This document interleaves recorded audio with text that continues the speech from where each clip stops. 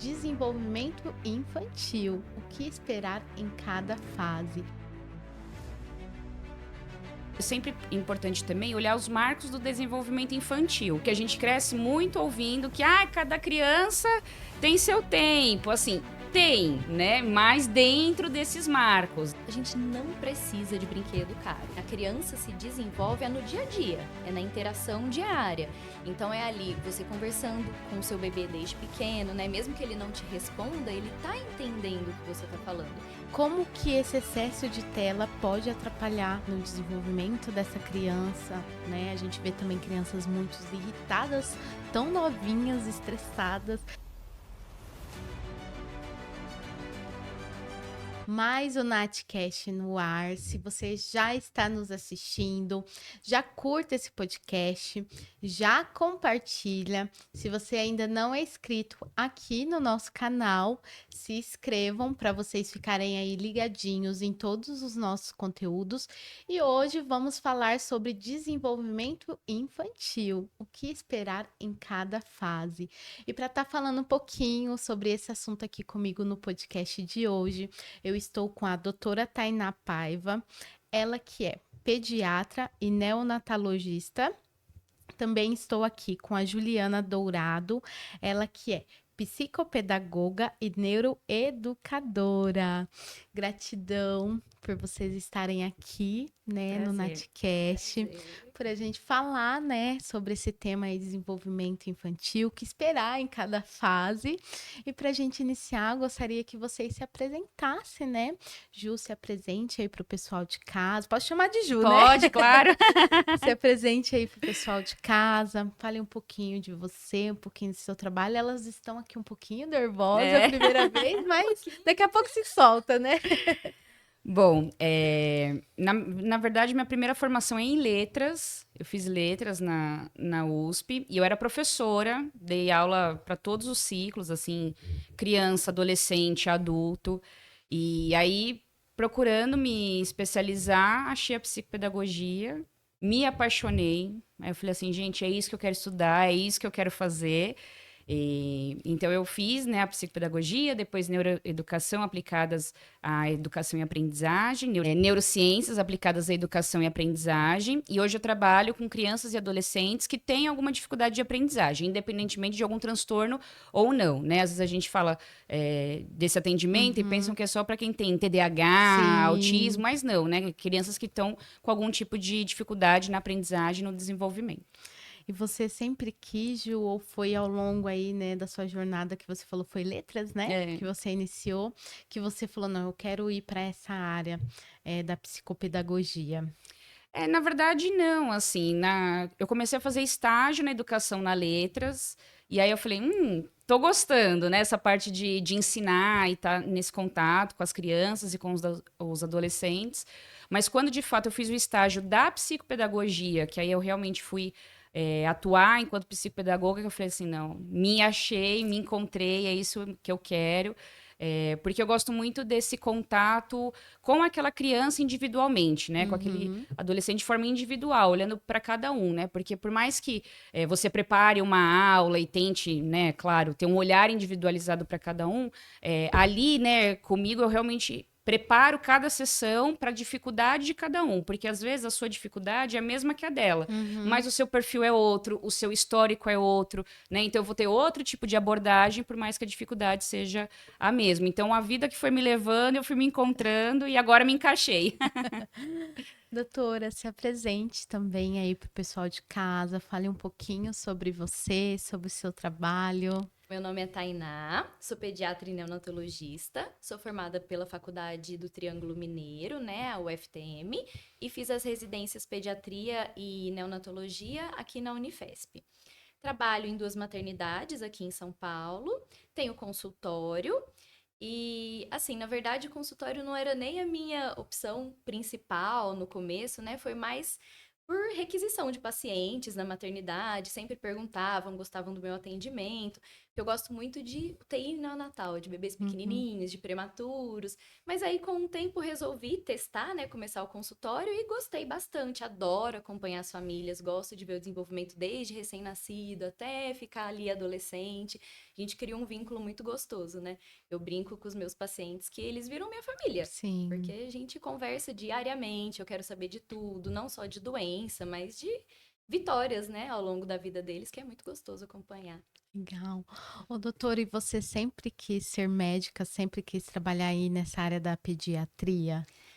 Assim, pode parecer meio que todo mundo fala, né? Tipo, Aham. eu sempre quis fazer isso, mas o pior é que no meu caso é verdade Sim. mesmo, eu sempre quis.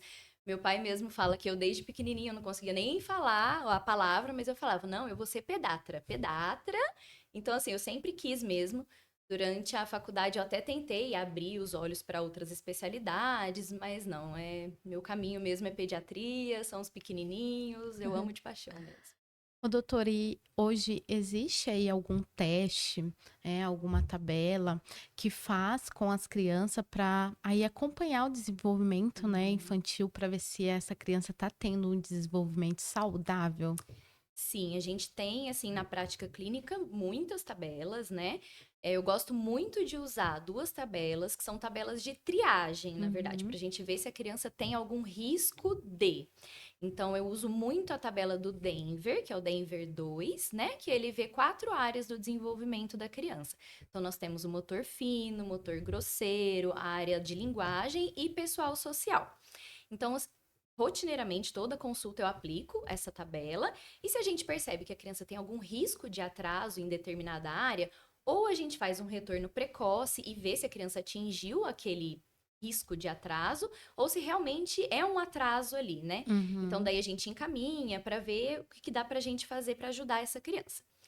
Outra tabela que eu uso muito, que é outra tabela de triagem, é o MCHAT, que a gente usa entre 16 e 30 meses.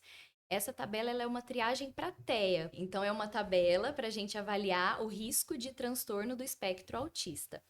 Então, avaliando, colocando essa tabela, né, avaliando com os pais, se a gente vê que tem algum risco, o mais importante não é rotular a criança, né? O importante é a gente Uhum. fazer uma intervenção precoce. Então, não é porque eu apliquei aquela tabela que a criança realmente está atrasada em alguma área do desenvolvimento ou que ela tem um transtorno. O mais importante é eu abrir para os pais, olha, Sim. tô vendo aqui que a gente tem algum risco de, mas o mais importante, além do diagnóstico, é a gente iniciar uma intervenção. Se lá na frente a gente vê que isso não se confirmou, ótimo. Uma intervenção nunca é demais, né? Uma intervenção precoce. O Sim. ruim é a gente atrasar a indicação. Então a melhor coisa é fazemos a triagem, existiu o risco, vamos intervir e depois a gente chega ao diagnóstico. Legal. Ô, Ju, e quais são, assim, os primeiros sinais aí que a criança ela pode estar sinalizando que ela tá com atraso no desenvolvimento infantil? A gente quando observa, né, como a doutora disse, né, tem algumas tabelas, né, que a gente pode fazer nessa essa triagem. É sempre importante também olhar os marcos do desenvolvimento infantil, né, porque a gente cresce muito ouvindo que cada criança tem seu tempo, assim. Tem, né? Mas dentro desses marcos, né? E às vezes a gente até ouve, a criança vai ter um clique e aí ela vai se desenvolver, né? Esse clique não existe, né? Ela precisa de estímulos Sim. ali para que ela se desenvolva, né? Então, assim, é sempre importante olhar esses marcos do desenvolvimento para ver o que é esperado para aquela faixa etária e ver se a criança está conseguindo ali alcançar o próximo né? Porque, por exemplo, às vezes eu recebo famílias, né? E quando eu faço a entrevista de anamnese, aí a questão é, por exemplo, de linguagem. E aí Uhum. você fala, né? Mas quando começou a falar? Com 3 anos ainda não falava. E aí, com 4, a gente começou a observar que tinha algo errado, né? Mas, na verdade, já tinha que ter sido visto antes, né? Como a doutora disse, a intervenção é muito importante, independentemente de um diagnóstico, né? Se a gente olha e a criança com 1 ano e meio, já precisa estar ali, né, desenvolvendo as primeiras palavrinhas, e isso só acontece com os 4 anos, tem muito atraso, né? Então, é algo para ser observado antes.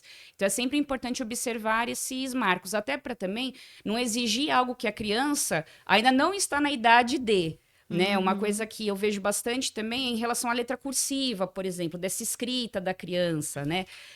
Mas antes ela precisa desenvolver essa mãozinha, brincar, amassar, recortar. Então é importante acompanhar de fato, né, o que é esperado para aquela idade e atividades que desenvolvam aquela idade para você ter um bom parâmetro. Ô, Ju, e assim, como que a gente consegue, né? Tanto os pais, principalmente em casa, é, saber se é birra, se é preguiça aí da criança, né? Ou se realmente essa criança, ela tá tendo aí dificuldade no aprendizado. Então, a preguiça é assim, né? Se é aquela preguiça pontual de um dia que foi mais cansativo, de uma semana, né? Ou se ela tá passando, às vezes, até por alguma questão emocional, essa preguiça é uma preguiça pontual e que, né, entende-se pelo contexto. Mas quando é algo recorrente, a gente nem chama mais tanto de preguiça, né? Para mim é um Uhum. sintoma, na verdade, de que algo ali não está funcionando muito bem. Né? Então, por exemplo, ó, às vezes essa dificuldade de aprendizagem se dá realmente nessa preguiça, porque é uma evitação. Né? Então, assim, não é na verdade, não quero fazer porque eu tô com preguiça. Na verdade, eu não quero fazer porque eu não me sinto capaz, porque eu tenho medo de errar. Então, para eu não lidar com o sentimento que vai vir depois dessa atividade que eu tenho que fazer, eu já evito logo de cara, né? Então, na verdade, é uma conduta de evitação e não uma preguiça por si só, né? Porque isso também faz muito parte do vocabulário, né? Eu escuto muito, Uhum. porque ele é preguiçoso, não quer fazer as lições, né? Mas, na verdade, vai mais por esse lado de uma conduta de evitação mesmo para não lidar. Mas também, né, já que a gente está falando, né, do desenvolvimento infantil e dessas habilidades, se a criança, né, não desenvolve bem algumas habilidades que ela precisa, esse cérebro não vai agir, né, como deveria, por exemplo, numa atividade cognitivamente mais exigente. Então, se Uhum. ela, né, desde pequenininha tem acesso a muitas telas, né, não se desenvolveu bem essa atenção, quando ela vai fazer uma lição, que ela precisa ficar sentada e 20 minutos ali, se esforçando, para ela vai ser difícil, né? Então, também tem uma questão dessa fadiga cognitiva que algumas atividades, né, e aqui dizendo as escolares, podem fazer com que essa criança tenha. Então, para ela, a exigência cerebral mesmo vai ser muito maior. Então, também ela tende a evitar, porque ou se ela começa, ela não termina a atividade, ou ela até começa, mas aí daqui a pouco já quer fugir, porque é isso, né? É muito exaustivo para ela cognitivamente mesmo, né? Então, Sim. aí indica que de fato tem alguma dificuldade nessa aprendizagem, seja por esse lado emocional, seja por esse lado cognitivo. Então, por isso que é importante sempre levar num profissional para que ele possa avaliar, ele, né, observar onde que estão essas questões para poder intervir e esse desenvolvimento acontecer da maneira correta. Legal. Doutora, é verdade que existe aí saltos de desenvolvimento? Essa é uma pergunta muito capciosa. Porque, assim, na teoria, né, base científica, estudo, comprovação, isso não tem. Não existe um estudo sério que comprovou que os saltos existem. Mas na nossa rotina do dia a dia, na rotina do consultório, a gente observa, sim, alguns padrões, né? Uhum. Então, mais ou menos ali entre 6 e 8 semanas, a gente vê que o bebê começa a interagir mais com o ambiente. E aí ele vai ficando um pouco mais estressado, mais choroso. Por volta dos 4 meses, tem um salto motor importante, o bebê se descobre, ele se meio que se descola da mãe, não é mais aquele binômio que a gente fala, né? Ele sabe que ele é uma pessoa. Então a gente tem uma regressão importante nessa fase, que a gente chama de regressão dos 4 meses. Entre mais ou menos 8 e 10 meses, também temos uma certa regressão, um salto de desenvolvimento, que a gente chama de ansiedade de separação. E Uhum. mais ou menos ali com um aninho, que a criança costuma começar a querer andar, essa parte motora também tem um salto importante, a gente percebe que a criança quer ficar mais apegada com os pais. E aí a gente chama essas fases, né, de saltos de desenvolvimento. Mas acho que mais do que rotular, dizer que essa é um salto ou não, usar essa palavra, né? É a gente conseguir orientar os pais que em determinados momentos do desenvolvimento a criança pode apresentar fases de uma certa regressão, de querer mais colo, de ficar mais chorosa, do sono não ser mais bom como era, regrediu. E deixá-los calmos, né? Uhum. Como lidar com essa situação? É carinho, é apego. Quer mamar mais? Vai mamar mais, vai ficar no colo e saber que vai passar. Sim. Porque isso gera muita ansiedade dos pais, né? Poxa, tava vindo tão bem, principalmente na dos 4 meses. Meu bebê tava dormindo ótimo, dormia 6, 8 horas, passou a acordar de hora em hora. Então, explicar para eles que isso pode acontecer e a gente tem que manter a nossa rotina ali para que a criança volte ao que ela era antes, né? Porque senão, se a gente começa, ai, nossa, regrediu o sono, aí começa a fazer algumas outras coisas e a criança não volta pro que ela era, né? Então, manter a rotina da criança, manter a calma, que isso vai passar. É mais saber que acontece e passa. Sim. E doutora, quando os pais eles percebem isso, né, que a criança tá tendo aí um atraso no desenvolvimento, quem que eles devem procurar primeiro? Eles devem ir já na médica pediatra de imediato? Como que funciona esse processo? Então, geralmente, assim, pelo menos no primeiro ano de vida, a gente acompanha muito de perto a criança, né? Todo mês nós temos consultas. Então, se a gente vê nessa fase que tem alguma coisa, a gente consegue intervir bem precocemente. Então, eu diria que principalmente no primeiro ano ou até o segundo ano ali, a primeira pessoa seria sim o pediatra, que é o especialista que está acompanhando muito de perto a criança, né? Agora, digamos que a criança já está maior e a mãe percebeu uma alteração pontual, por exemplo, na fala, ela poderia procurar diretamente uma fono, sem problema nenhum. Mas realmente, assim, o que eu oriento é tenha o seu pediatra, que é como se fosse o clínico geral da criança, né? Então, que acompanha a criança sempre, vai acompanhar desde pequena até a adolescência. Então, é aquela pessoa de confiança que conhece a criança desde pequena. Então, se a mãe percebeu alguma coisa, a primeira coisa, fala com o seu pediatra, porque ele também conhece a criança. E aí, os dois juntos vão entender se realmente é um atraso, se é algo que a gente deve pontuar e já intervir, ou se é algo que dá para a gente acompanhar, reavaliar numa próxima consulta. Então, eu diria que sim, a primeira pessoa, o pediatra, e aí, em seguida, a depender da alteração que a gente avaliar, a gente encaminha para o especialista. Legal. Ju, hoje a gente vê, né? Você até comentou em questão das telas. Hoje a gente vê aí as crianças, né? Desde muito novinha, com muito excesso de tela, né? Infelizmente, é a nossa realidade, a gente tem que falar isso, né? Como que esse excesso de tela pode atrapalhar aí no desenvolvimento dessa criança, né? A gente vê também crianças muito irritadas, tão novinhas, estressadas. O que você pode falar sobre isso também? Do 0 aos 6 anos, né, é uma grande janela de aprendizagem dessa criança, né? Então a gente tem que pensar que é o período que ela está no seu maior potencial, né? Ou seja, a gente precisa oferecer bons estímulos para essa criança, né? Se ela fica um tempo muito grande, né, em frente às telas, mais do que o que é recomendado, né? Por exemplo, de 2 a 5 anos, de 0 a 2, recomenda-se que nada, né? De 2 a 5, 1 hora por dia, né? Mas a gente tem visto que as crianças têm ficado muito mais, né? Então, se elas ficam muito tempo diante dessas telas, elas estão deixando de fazer outras atividades que são mais propícias, né? Que são mais lúdicas, que vão ajudar muito mais nesse desenvolvimento dela. Então, assim, hoje a gente fala muito, a gente vê vídeos assim na internet que mostram os desenhos de antigamente e os de hoje, né? Porque às vezes vem com esse rótulo do é infantil, então tudo bem. Né? Então é saudável, é educativo, mas muitas vezes a gente vê que são desenhos com muito estímulo.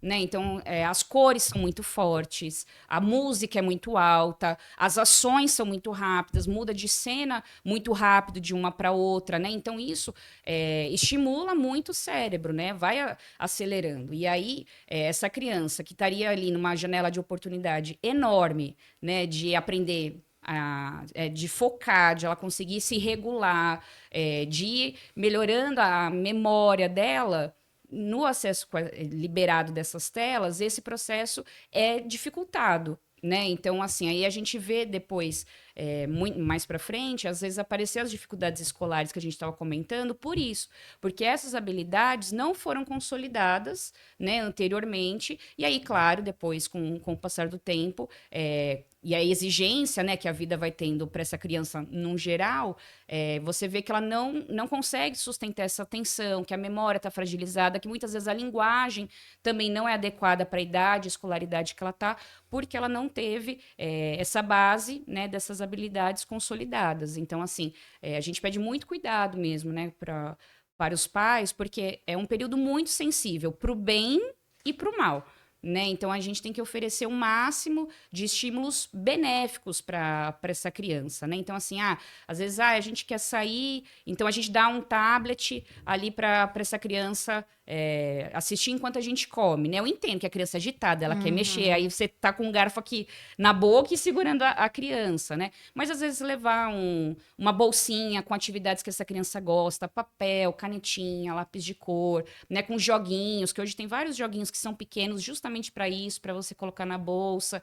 E assim, né? Se você tá jantando e essa criança tá numa tela, ela não tá vendo como as pessoas interagem, ela não tá percebendo a entonação que é usada, né? Ela não tá prestando atenção no que ela tá comendo, né? Se aquilo é duro, se aquilo é macio, se aquilo é gostoso, se aquilo é azedo, enfim. Né? Então a gente pede bastante cuidado mesmo, porque é um período muito sensível, né? E que, claro, depois você pode intervir e ajudar, né, na promoção dessas habilidades, mas quando elas vêm, né, na idade ali correta e nessa janela de desenvolvimento, melhor. Ô, Ju, mas como você falou, né? A criança tá ali na tela. Se ela fica muito tempo na tela, ela não fica mais agitada do que se ela tivesse ali, né, vamos supor, um desenho para ela pintar alguma coisa. Não seria melhor os pais fazerem mais isso? Sim, não, com certeza, porque isso que a gente estava falando, né, dessa hiperestimulação, Uhum. né? Então, às vezes, assim, meu filho estava vendo o desenho, o joguinho à tarde, mas até a hora de dormir já passou, não dei o tablet, o jogo antes dela dormir, né? Mas por conta dessa hiperestimulação, isso vai interferir no sono dela também. E uma criança que dorme mal vai ser uma criança mais irritada, que vai fazer mais a famosa birra, né? Que vai ficar mais agitada. Então, de fato, tem uma relação direta, né, entre o uso de telas e essa agitação da criança. E é muito comum também você ver a criança que está muito acostumada com tela. Assim que ela não tá com essa tela, ela continua ansiosa, né? Porque ali é tudo muito rápido, É. né? Então ela vai aprendendo que as coisas são muito rápidas, muito dinâmicas, ela não tem o tempo ainda, né? Ela não consegue processar o que está acontecendo ali, né? E isso reverbera ao longo do dia, né? Não é que você desligou o jogo, né? Agora voltei. Não, ela continua ali hiperestimulada. E claro que aí vai ficar mais irritada. Você vai falar um não, nem sempre ela vai conseguir reagir bem, né? Tanto que a gente vê muito relatos assim de mãe que fala: "Nossa, tirei a tela, no início foi difícil, foi um caos, mas hoje eu vejo meu filho mais paciente, o sono está muito melhor, ele interage mais com a gente, ele consegue permanecer mais nas atividades, então tem uma relação direta mesmo com essa irritabilidade, com essa ansiedade. Não é à toa, né, que a gente vê muitos quadros de crianças pequenas já, né, com diagnóstico de ansiedade. Sim. Doutora, você também fala um pouquinho, né, pra gente sobre essa questão das telas. E no meu ponto de vista, eu acho que é muita informação, né, para vamos supor, de 0 a 2 anos. Hoje a gente vê aí muitos pais, ai, tá chorando, vou colocar um desenho aqui pra ver se acalma. O que isso, né, pode trazer? É muita informação, né, para um bebê. Com certeza. Como a Ju estava falando, o que a gente recomenda, né, entre 0 e 2 anos é zero tela, né? Mas a gente sabe que muitas famílias, principalmente aqui em São Paulo, não tem rede de apoio e acaba falando, a tela é minha rede de apoio. Então, às vezes, pontualmente, naquele momento, a mãe acha que não vai ter uma intercorrência, não vai ter problema, não vai acontecer nada no futuro, que tá tudo bem. Foram 10 minutinhos aqui, 15 minutinhos ali.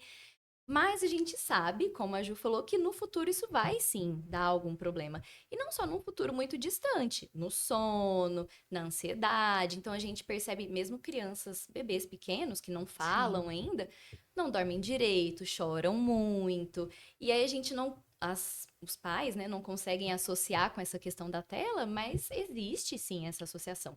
Então, quanto menos exposição, melhor. Mesmo esses desenhos de baixo estímulo, que agora tá na moda, né? Ah, não, mas eu só dou baixo estímulo. A mãe chega com uma listinha. Não, eu só dou esse, tá tudo bem, doutora. Aí a gente pergunta, e como é que tá o sono? Doutora, acorda de hora em hora, não dorme, não quer saber de nada, é agitado, joga comida no chão, não come direito. Então, aí a gente começa a tentar explicar essa associação, né? A gente sabe que é difícil hoje em dia não ofertar tela, porque tela não é só uma televisão, né? É o tablet, é o celular, é muita coisa que cabe na mão hoje em dia, então tá muito próximo, né? Então a gente tem que tomar cuidado com isso, porque é muito fácil ofertar uma tela, não é? Sim, A televisão ainda falo que é o menor dos problemas, porque ela tá lá fixa. Eu falo, olha, se sim. você for escolher alguma coisa que você vai dar pro seu filho, então dê a televisão. Não dê o tablet, não dê o celular, porque a televisão a criança tem que chegar lá, parar, assistir e ficar ali. Agora o tablet não, pega o tablet, vai brincar. Só que ele não tá brincando, ele tá com o tablet. Ele não tá focado naquela outra atividade. Então, de jeito nenhum, nada que é um dispositivo móvel, sabe? Vai dar a televisão que seja após os 2 anos e no máximo 1 hora por dia. E de preferência de jeito nenhum no final do dia, porque vai atrapalhar muito o sono O sono. noturno. E a gente vê no nosso dia a dia que é justamente o horário que os pais dão. Porque é o horário que todo mundo chega em casa, é o horário que a mãe tem que fazer a janta, é o horário que tá todo mundo cansado. E aí bota lá a criança um pouquinho. E aí, no futuro, a gente acaba vendo essas regressões, essas dificuldades, transtorno de ansiedade, né? Então, é realmente extremamente importante abordar essa questão de tela. Doutora, e o que que os pais, né, pode estar fazendo em casa para estar ajudando aí, né, nesse desenvolvimento do bebê, da criança? O que que você pode falar, né? Perfeito. Então, assim, o que eu sempre falo para os pais, porque eles sempre chegam perguntando: doutora, que brinquedo eu compro para essa fase? A gente não precisa de brinquedo caro, tá? Então, assim, a criança se desenvolve no dia a dia, é na interação diária. Então, é ali você conversando com o seu bebê desde pequeno, né? Mesmo que ele não te responda, ele tá entendendo o que você tá falando. Então, narra o que você tá fazendo ao longo do dia. Às vezes a mãe fala: mas eu não sei o que falar pro meu bebê. Pois então fala: filho, você fez xixi, vamos lá trocar a fraldinha. Olha, mamãe vai te dar banho agora, vou ligar o chuveiro. Então, converse com seu bebê ao longo do dia. Você tá triste, você tá chorando, nomeie sentimentos. Porque a criança não sabe o sentimento. Então, é muito legal a gente ensinar desde cedo. Principalmente na fase da birra, tá fazendo birra. Poxa, você tá triste? Você tá chorando por quê? Porque a mamãe pegou o que você não queria? Então vamos conversar, vamos ver o que que dá pra gente fazer. Explicar muito as coisas, isso ajuda demais, principalmente no desenvolvimento da linguagem. Uhum. E o afeto também ajuda a criança a se regular. Um ambiente com afeto, um ambiente acolhedor, é muito propício para um bom desenvolvimento. A criança não se desenvolve quando ela se sente acuada, se sente insegura. Então, prover um ambiente acolhedor e afetuoso é essencial para um bom desenvolvimento.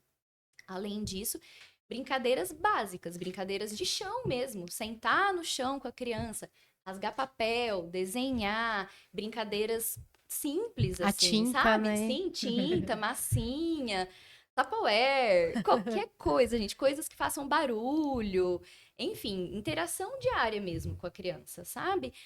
A parte motora fina, de fazer pinça, pegar arroz, pegar feijão, ensinar coisas simples do dia a dia. Vamos ajudar a mamãe a passar um pano aqui, vamos sei lá, lavar a louça, tudo isso é motricidade, sabe? Então Sim. é fácil a gente conseguir ajudar uma criança a se desenvolver. A gente não precisa de nada mirabolante, não precisa ir nas lojas comprar brinquedo todo mês, não precisa de nada disso. É muito Legal. fácil. Ô, Ju, toda criança aí que tem esse atraso no desenvolvimento, ela significa que ela tem um transtorno, vamos supor, o TEA ou o TDAH, ou não? São totalmente diferentes. Você pode falar um pouquinho pra gente? Não necessariamente, né? É um transtorno. Então, assim, né? Como a Tainá disse, tem algumas escalas, né? Que você observa e pode indicar um risco, né? Mas muitas vezes, esse transtorno, né? Que fala, ai meu Deus, meu filho já tem um transtorno. Hoje tá muito comum isso, né? Que você vê na internet todo mundo falando tal coisa é sintoma de tal transtorno. Então, ai meu Deus, tem esse transtorno, né? Mas na verdade, às vezes pode ser uma falta de estimulação para aquilo, né? Então, por exemplo, às vezes a questão da linguagem, né? Pode ser que, esse é um dos fatores do TEA, né? Um dos sintomas do TEA, a dificuldade ali de uma comunicação social, por exemplo. Meu filho tem isso, mas isso não quer dizer necessariamente que ele tenha o autismo, né? Pode ser que foi uma criança pouco exposta socialmente, né, que não convive às vezes com outras crianças, que isso ficou muito tempo na tela, né? Então a linguagem expressiva dessa criança também não é adequada e ela também, né, tem dificuldade ali nesse social. Então, assim, é sempre uma série de fatores que tem que ser observados para ver se de fato é um transtorno. E como a doutora bem apontou, assim, num acompanhamento, né? Porque também não adianta olhar 20 minutos e já sair ali com o laudo, né? Tem muitas nuances para serem observadas. Então, às vezes, alguma habilidade, alguma questão ali cognitiva dessa criança que, se você estimulá-la, ela consegue alcançar aquilo que é esperado para a idade, né? E não significa algum transtorno. E também, às vezes, não são esses transtornos que estão na moda hoje, né? Muitas vezes a gente vê essa questão do autismo, por exemplo, mas às vezes é uma apraxia da fala, né? Que aí você tem que ir com a fono, enfim, às vezes tem outras questões que estão com essa criança que não, de fato, um transtorno do neurodesenvolvimento. Então, tem que tomar bastante cuidado com isso, né? Por isso que a gente fala que sempre é legal ir no especialista para que ele possa observar e avaliar e também instruir essa família, né? Acho que ainda mais hoje em época de rede social, né, que todo mundo se autodiagnostica e O sai chat diagnosticando. GPT. Exato. Você põe lá no chat GPT, ele já te dá ali, só falta assinar, né? Então tem que tomar um pouco de cuidado, porque são muitas coisas envolvidas, né? Como a Tainá falou, às vezes a família fala que tá tudo bem, é só baixo estímulo, mas aí você vai ver o sono, a alimentação e não tá tão adequado assim. Então, às vezes, são também questões na rotina da família que você estruturando melhor já ajuda muito essa criança. E esses sintomas que antes estavam, né, super alarmantes ali, você vê que conseguem ser melhor administrados. E aí você consegue ver, bom, então o que ficou disso, né, para a gente ver se de fato é o transtorno ou se não, era uma questão às vezes da rotina ou de uma melhor estimulação e que essa criança conseguiu alcançar o que era esperado. Ô Ju, e quando assim os pais devem procurar aí uma ajuda, né, de uma psicopedagoga? Bom, o que eu tenho recebido muito no consultório é a questão de alfabetização. Então, assim, né, a gente tem crianças pós-pandemia agora, né? Então, assim, crianças que muito pequenas, né, acabaram ficando fora da escola e num período sensível. Então, hoje, né, a gente vê que a alfabetização às vezes não está muito adequada, ou às vezes antes também, né? Tem recebido também crianças que estão com dificuldade nesse processo, né? Porque às vezes não teve uma boa base de habilidades preditoras, então tenho recebido bastante desses casos em relação à alfabetização. Questões com raciocínio lógico, matemático, leitura e compreensão de texto também Acho que bastante. cresceu muito essa parte da questão da leitura, né? Bastante, assim, às vezes lê, mas não compreende o que leu, ou às vezes a própria leitura, né, vai ler um texto não está adequado, lê às vezes muito mais pausado do que era esperado para a idade, né, então essa fluência não está adequado, isso tem aparecido bastante também, e questões de concentração. Né? Então, meu filho não consegue iniciar e terminar uma tarefa, ou não consegue se organizar para começar ali a tarefa e fazer com dedicação, focado, concentrado. Então, acho que essas são as questões assim que eu tenho visto bastante virem no consultório. A gente comentou um pouquinho, né, no início, a questão dos pais acharem normal, né? Ah, ele tem o tempo dele, né? E como você falou, é importante os pais perceberem isso e você trazer essa conscientização para os pais que não é assim. Então, porque às vezes, né, você acredita nisso, que cada criança tem seu tempo, e quando vai passando, fala, nossa, mas já passou muito tempo agora, né? E aí, para recuperar esse atraso, demanda mais, né? Então, às vezes a gente recebe mesmo muito, acho que vejo muito isso nas questões de linguagem. Né? Eu também era assim. Aham. E o pai ou a mãe também é assim. Né? E às vezes até percebe, mas não vai atrás. Aí passa 1, 2 anos, fala, não, agora acorda realmente, tá aqui no pescoço, né? Precisamos procurar. Então, é sempre bom ficar atento a esses marcos do desenvolvimento e ter um contato próximo com a escola também, né? Porque as crianças passam muito tempo na escola, né? Então, se a professora apontou, olha, a gente tem percebido uma dificuldade aqui, seria legal vocês verem como que isso está em casa, né? Vocês também têm percebido isso em casa? São sinais de alerta, né? Para os pais procurarem um especialista para ajudar nesse desenvolvimento, né? O psicopedagogo é relacionado às questões de aprendizagem, né? Então, se algo nessa aprendizagem ainda não está adequado, e mesmo o pequenininho, né? Às vezes, com 3 aninhos, já tinha algumas coisas nesse desenvolvimento que a criança já podia ter aprendido e não aprendeu, a gente trabalha, né? Psicopedagogo trabalha até com idoso, né? Então, Que para legal, não recuperar... sabia. Achei que era só questão de crianças aí. Não, é que a gente vê mais, né, com criança e com adolescente, é o que eu trabalho também, mas pode atender adulto, idoso, né, porque às vezes o adulto tem uma dificuldade muito grande de aprender coisas novas, não consegue se organizar, não consegue memorizar, então, nossa, eu quero... não estou conseguindo alavancar minha carreira, porque eu tenho muito essa dificuldade. A pessoa me falou algo aqui, eu já esqueci, não consigo manter minha atenção. Um psicopedagogo pode auxiliar. Né? Um idoso que aprendeu e às vezes sofreu de alguma doença, teve alguma situação de saúde, ou está se esquecendo mesmo de algumas situações por conta da idade, o psicopedagogo pode fazer um trabalho interventivo com ele para que ele consiga se manter saudável mentalmente, né, e aprendendo sempre. Então, não é só com criança e com adolescente. Legal. Doutora, e você acha aí, né, que hoje é importante essa questão da equipe multidisciplinar aí no desenvolvimento dessa criança, desse bebê, desde, né, da pediatra, de neuro, também da psicopedagoga, da fono, você acha que é importante, né, se trabalhar em equipe no desenvolvimento infantil? Com certeza, né?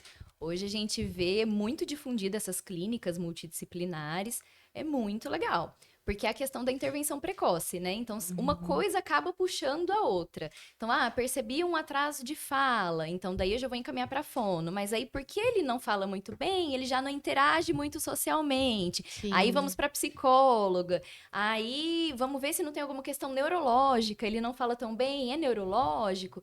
Então, eu acho que quanto mais a gente abre o leque, mais pessoas avaliam, a gente tem uma possibilidade de filtrar ali um diagnóstico mais assertivo. Mas claro que também a gente está na era do excesso, né? Tudo é excesso. Excesso de informação aqui. A gente tem que tomar um certo cuidado com as pessoas que nós vamos encaminhar, porque às vezes um dá um diagnóstico, o outro fala que é outra coisa e acaba gerando uma ansiedade, uma insegurança nos pais. Poxa, em quem eu vou confiar, né? Sim. Então é importante, mas assim, a gente tem que ter cautela, né? Sei lá, primeiro vou encaminhar para uma psicóloga, e a depender do que a psicóloga falar, eu vou encaminhar para um neuro ou para uma fono. Talvez subir as escadinhas, assim, os degraus um pouco mais devagar do que simplesmente abrir o leque completamente. Já vou mandar para fono, TO, físio, neuro, que assim eu economizo tempo, mas aí você onera muito a família, a depender, né, se for uma rede particular, ou mesmo pelo SUS, né? Você sobrecarrega o SUS. E a família vai ficar completamente insegura e perdida, né? Sim. Porque são muitas informações. Então, é legal, sim, ter essa multidisciplinaridade, mas talvez ir subindo ali o degrauzinho um por um, até a gente chegar ali e passar esse pente fino. Posso pegar um gancho da Pode. Tainá? Porque você falou, né, Tainá, dessa sobrecarga, né, que às vezes a criança tem com muitas terapias, mas mesmo a criança que não faz terapia, a gente tem visto muitas crianças sobrecarregadas com 1000 tarefas, 1000 atividades, né, uma agenda mais concorrida que a Os nossa. pais mais comprometida. sobrecarregam os próprios filhos, Exato, né? Sim, né? sim, Então sim. a Tainá trouxe assim várias dicas, né, de brincadeiras, de atividades que podem ser feitas. Isso é muito rico, né? E é isso que vai ajudar nesse desenvolvimento, né? Não é só pensar no esporte porque precisa, né? Que é ótimo, excelente, mas também no inglês porque lá na frente ele vai precisar desse inglês e aí junto também ele vai fazer o violão e outra coisa que a gente tem visto, né? As crianças sem tempo de brincar. Sim. Né, que é o trabalho da infância, né? esse brincar, né? Então, por exemplo, você falou da Tupperware, né? Você Uhum. bota a Tupperware ali na frente, a criança tá imaginando, tá criando, né? Tá raciocinando, e ela joga no chão e fala, mas se eu joguei, se eu pegar, o que que acontece? Tenta Né? encaixar, abre e fecha. Exato. Coloca ali uma criança de 6 a 9 meses na frente de uma tapoeira, ela gasta horas ali. Você pode Sim. fazer várias coisas. Exatamente, né? E assim, não que essas outras atividades, né, como o violão, o inglês, não sejam interessantes. É interessante, claro, mas a gente tem que tomar cuidado para não ter essa sobrecarga na agenda dessa criança, né? Porque a gente tá falando de ansiedade, isso também vai impactar, né? Porque a criança aí vai ter horário para tudo, tem que, né, se desenvolver bem, porque aí também vem uma cobrança, né? Ah, eu tô pagando violão, eu tô pagando inglês, eu tô pagando tal coisa e não tô vendo, às vezes, né, indo tão bem. Então, eu acho que hoje se perdeu um pouco desse ócio da criança, né? Que é onde ela também se desenvolve, né? Parece que para ela se desenvolver, ela tem que estar cheia de atividades. E na verdade, não, né? Às vezes nessas mais simples é que ela tá realmente conseguindo ali se desenvolver e raciocinar. Então, Legal. Ô, Ju, e qual que é, assim, hoje o seu maior desafio aí no seu trabalho, no dia a dia, de trazer essa conscientização aí para os pais?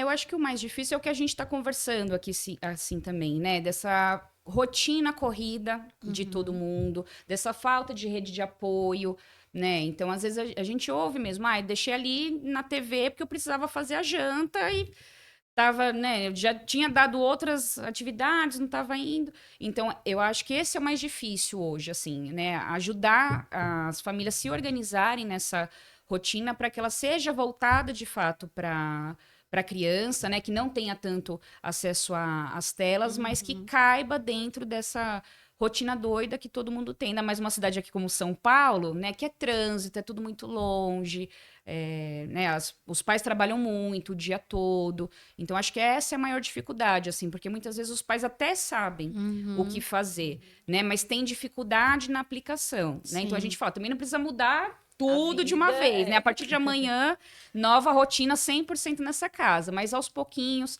alguns ajustes já vão melhorando e a própria criança também já vai percebendo as mudanças, já vai colaborando mais, Sim. mas esse eu acho que é um grande desafio. Legal. E doutora, e para você hoje, qual que é assim o seu maior desafio aí, né, no seu trabalho, de trazer essa consciência aí? Às vezes a gente vê que muitas vezes é a mãe que leva, né, a Sim, criança aí no com consultório, que certeza. procura primeiro. Qual que é seu desafio no dia a dia? Eu acho que assim, a gente tem visto muito, como eu estava falando já, esse tal de excesso de informações.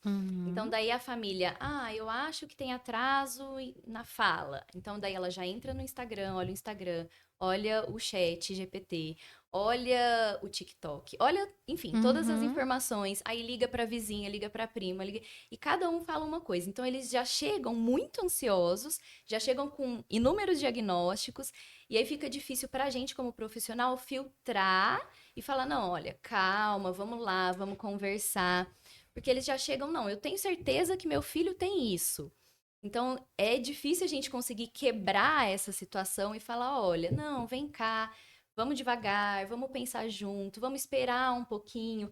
Tudo bem, a gente quer intervenção precoce? Quer, mas vamos fazer intervenção para quem uhum, precisa, né? Vamos avaliar melhor a criança. sim, Então, eu sinto um pouco de dificuldade nessa questão de muita informação, excesso de informação, e os pais acabam ficando meio perdidos. E eu acho que outro desafio que a gente tem também, que a gente percebe muito, que a gente estava falando, essa questão de delegar para o outro o desenvolvimento do seu filho. sim, Então, eu não tenho tempo, eu vou colocar em inúmeras atividades para eu uhum, não ter que fazer, né? Então, se a sim, criança apresenta um atraso, fala, poxa, mas ele faz isso, isso, isso, isso, como ele está atrasado? Então, não é bem assim, né? Não sim. delegar para a escola, que é muito comum. Colocar a Poxa, responsabilidade, mas a né? escola não está ensinando isso, a escola não fez isso de jeito nenhum. A criança aprende em casa, né? O Sim, primeiro lugar, a responsabilidade é em casa. Os outros são secundários, são a tal da rede de apoio, né? sim, Mas é em casa que a gente tem que ensinar a criança. legal. Para a gente encerrar, né, o nosso podcast, eu gostaria que vocês deixassem aí uma mensagem para os papais que estão aí nos assistindo, para futuros papais também, quem está nesse processo, e também a rede social de vocês, né, onde o pessoal pode encontrar vocês, pode estar entrando em contato também. Bom, acho que o que eu posso indicar, né, é essa calma, né? Esse excesso de informação, de fato, tem deixado os pais muito ansiosos, e assim, muito sem saber o que fazer também, né? Porque aí você olha na rede social, o filho de todo mundo é perfeito, só o seu que não, né? Então, assim, ter muita calma. Se tiver alguma dúvida, converse com o seu pediatra, né? Pergunta para ele, tô vendo essas dificuldades, qual especialista posso levar, né? Se às vezes conhece, por exemplo, alguma psicopedagoga, amiga, né, de alguém, ou que já atende um filhinho de uma amiga, falou, olha, tô percebendo essas dificuldades, o que que você acha? É legal fazer uma avaliação? Acho que a dica é sempre procurar o especialista, um pouco menos da internet, que tem algumas dicas que são legais, mas eu acho que elas se perdem um pouco nessa variedade, né, de temas e que muitas vezes é muito mais do experimental do que algo, às vezes, científico de fato, né? Sim. Mas, em todo caso, assim, calma, vai dar tudo certo, né? Eu acho que os pais hoje se culpam muito também, né, por conta desse excesso de trabalho. Então, não sei se eu tô, né, dando o suporte adequado. Se eu tô ensinando certo, Se eu tô ensinando certo, né? E cada um com seu papel também, né? Eu brinco com os pais que eu falo, vocês não são professores, né? E por mais que às vezes tenha algum pai que seja professor, o papel ali é outro, né? Então, procurar de fato as informações nos lugares certos, que eu acho que é um bom caminho até para os pais também se relaxarem um pouquinho, se acalmarem um pouquinho dentro desse processo. Legal. E minha rede social que você falou. Meu Instagram é juliana_psicopedagoga. Obrigada, Ju. Doutora, e você, qual mensagem pode deixar aí, né? E também sua rede social. Perfeito. Então, assim, o que eu gosto muito de falar para os pais é: olhe para o seu filho, olhe para sua criança, vá com calma. Se não tem tempo de quantidade, tenha tempo de qualidade. Então, o tempo que você tá ali com o seu filho, esteja mesmo com o seu filho. Não esteja com o celular do lado, não esteja com a televisão ligada. Aproveita, olha para sua criança. A gente tá tendo muita falta disso, do olho no olho, de compreensão. Às vezes a gente fala, poxa, meu filho é isso, isso, isso, isso, mas a gente não se olha, né? Então, às vezes ele não é assim, ele está assim. Ele está refletindo alguma coisa que acontece na sua casa. Sim. Então, meu pai tá estressado, meu pai não fala comigo, minha mãe chega, já vai fazer a janta, me manda pro banho, é um monte de tarefa. Ninguém para e olha pra mim e fala: oi, meu filho, você tá bem? Não fala. Já chega dando atividades, dando tarefa, vai, entra pro banho, tira a roupa. Ninguém respira. Então, esteja com a sua criança. A gente precisa disso. Eles precisam disso, né? Então, é isso. É carinho, é afeto e o resto a gente consegue. E às vezes olhar mais para potência do que para falta, né? A gente acho que Exato. às vezes olha muito para essa muitas falta faltas, exato. e não a Com potência, certeza, né, com que aquela certeza, criança tem. com certeza. O olhar individual mesmo. E qual que é sua rede social, doutora? Perfeito. Doutora Tainá Paiva, pediatra.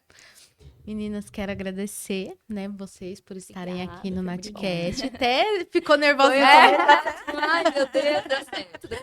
Mas quero agradecer, né, por vocês estarem aqui, por falar desse assunto que é muito importante. Eu acho que cada vez mais a gente tem que trazer, né, esse assunto, esse conhecimento aí para os pais, o autoconhecimento também.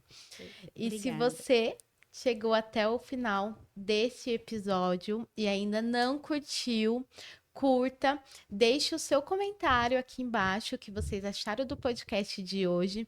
Se você ainda não compartilhou, compartilha. Se você ainda não é inscrito aqui no nosso canal, se inscrevam.